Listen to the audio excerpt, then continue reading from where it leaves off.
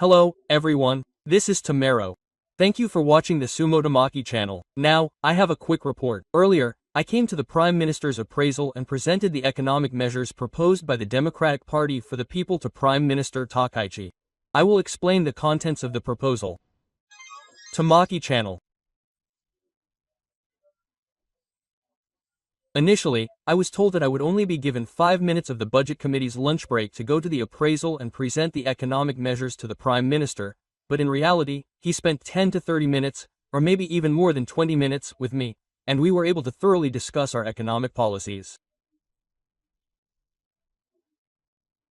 I know he must be very busy, but I would like to express my sincere gratitude to Prime Minister Takaichi for taking the time to meet with me. In the morning, I had a discussion with Mr. Renho from the Constitutional Democratic Party of Japan, and Mr. Tsuji, who was a very special guest, so I think you must be very tired, but thank you for taking the time to listen carefully.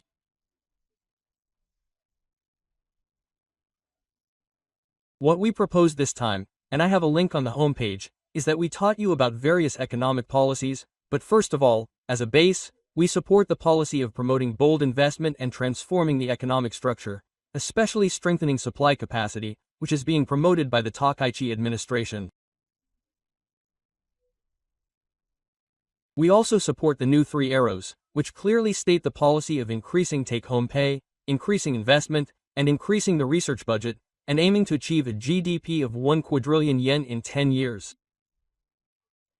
Therefore, we are planning to make solid investments in 17 areas, such as increasing the number of train lines and AI, and this is a good idea.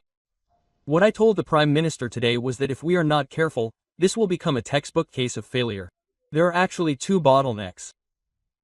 No matter how much investment we make and how much we do in priority areas, in the end, investment is basically about building factories and equipment.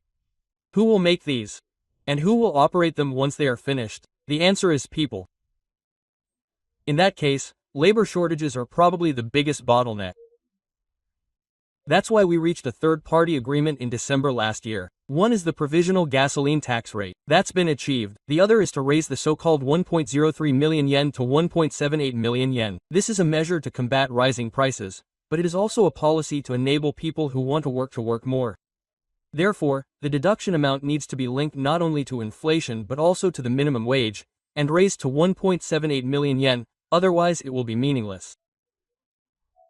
In fact, the investment that Mr. Takaichi is trying to promote will not work if there are no people, so shouldn't we do it to advance economic policy?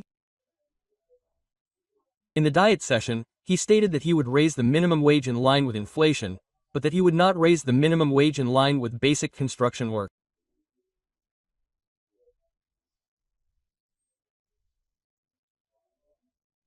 I said, no, Prime Minister, if we really want to create a vibrant Japan, we can't do this with labor supply constraints. Let's eliminate the labor shortage. Let's make it possible for people who want to work. Let's make it possible for people who want to earn money. Isn't this the biggest factor in promoting growth? Quote. So, regarding the increase to 1.78 million yen, I have once again emphasized the necessity of doing so. The Prime Minister told me that the agreement reached last year to aim for 1.78 million yen did not state that it would be linked to wages.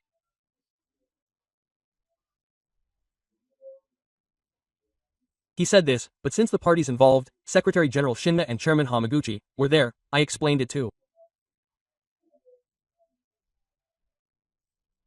them. Well, to begin with, what does 1.78 mean? It was the time when 1.03 million yen was decided in 1995, and today, in 2024, last year.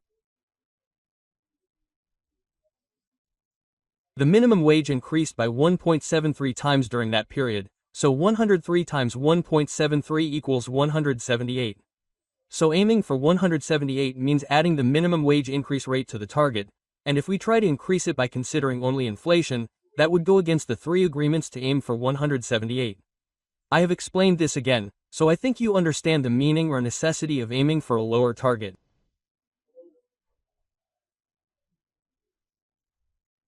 The other thing is that we proposed expanding investment. As I said in the 3rd generation, in addition to the labor shortage, another bottleneck is the cheap and stable supply of electricity.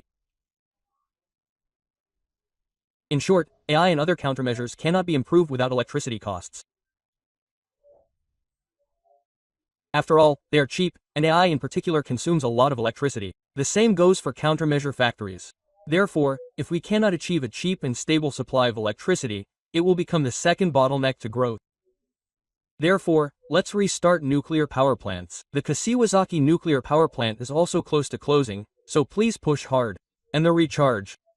We should abolish this in the future. At the very least, we should be transparent and stop collecting it by suspending the collection, and use that money to lower everyone's electricity bills. In Germany, the surcharge will be implemented in 2022.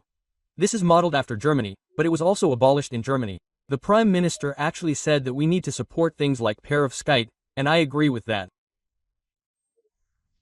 However, I wonder if it's really a good idea to support perovskite in the form of a surcharge that is added to the electricity bills of those with lower incomes.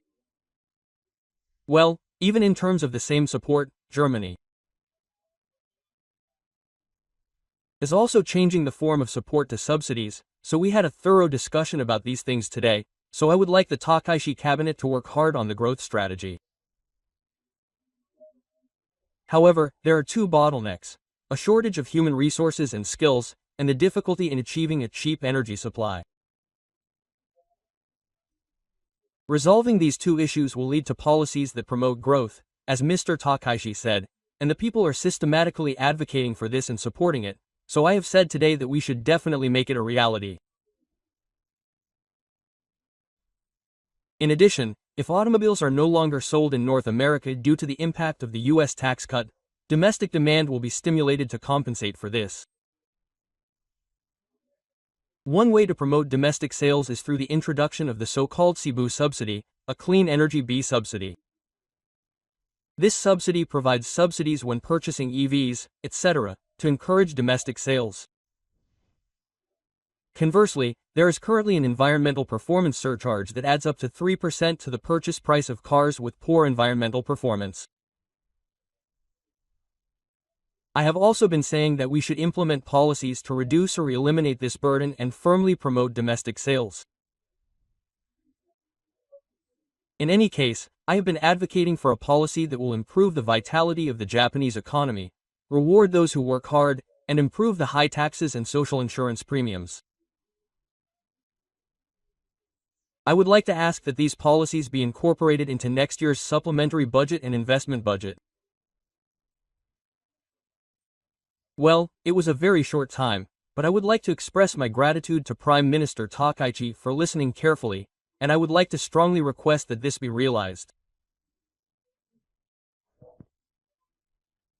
In addition, Prime Minister Takai gave instructions to LDP Chairman Kobayashi, Takayuki, and I also gave instructions to Chairman Hamaguchi, and it was decided that the two Chairman Takai would first thoroughly discuss this, and I also spoke directly with Kobayashi Takayuki just before that, so I would like to first thoroughly discuss it with the party officials, including the chairman of the Seichokai, and then explain it properly to the other four parties, including the Japan Innovation Party and the Komeito Party, who are willing to cooperate and work towards realizing this. I will do my best to raise the annual income threshold. Today, I went to the Prime Minister's appraisal and discussed economic measures with Prime Minister Takaichi. Please subscribe to the Tamaki channel.